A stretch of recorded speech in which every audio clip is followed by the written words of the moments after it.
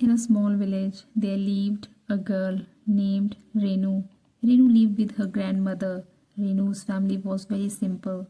They had a small house and she worked day and night to earn a living.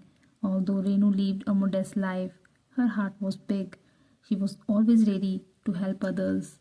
Everyone in the village appreciated her honesty and kindness. Renu had a habit of helping anyone in need. While working in the fields, if a hungry dog came by, she would feed it from her tiffin without a second thought. If a traveler was hungry, she would even give away her own food. Her grandmother was often upset by this. She would say, "Because of your generosity, our kitchen is always empty. You should think about yourself too."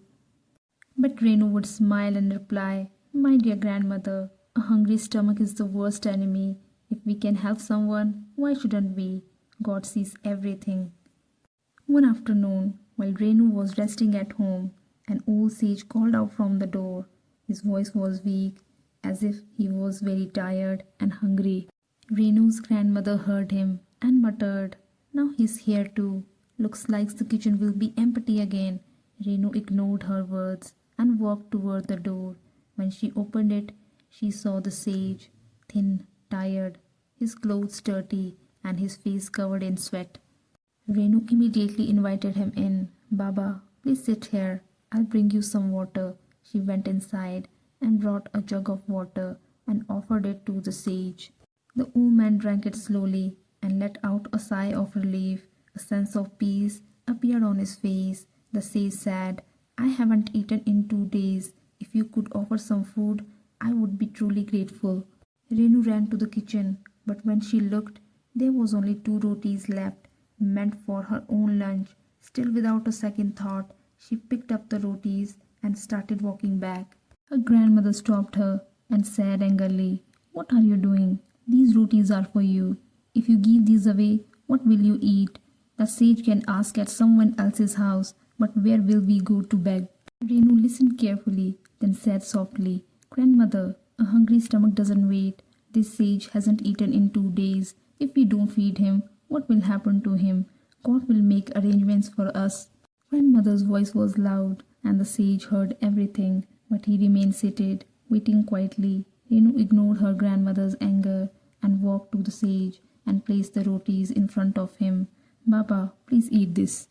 This is the best food we have in our home." The sage said nothing. He was so hungry that he ate silently. Then he drank water and sat in peace.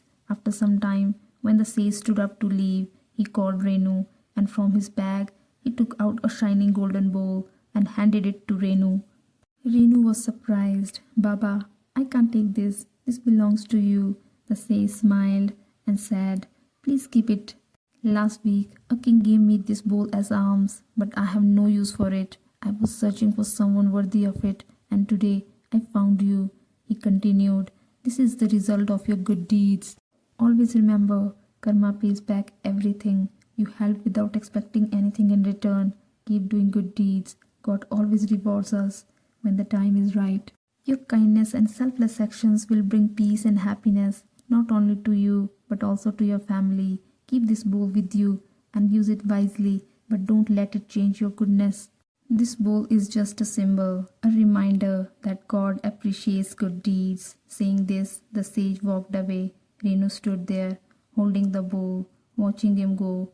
Tears of joy was in her eyes. She promised herself, no matter the situation, she would always help others.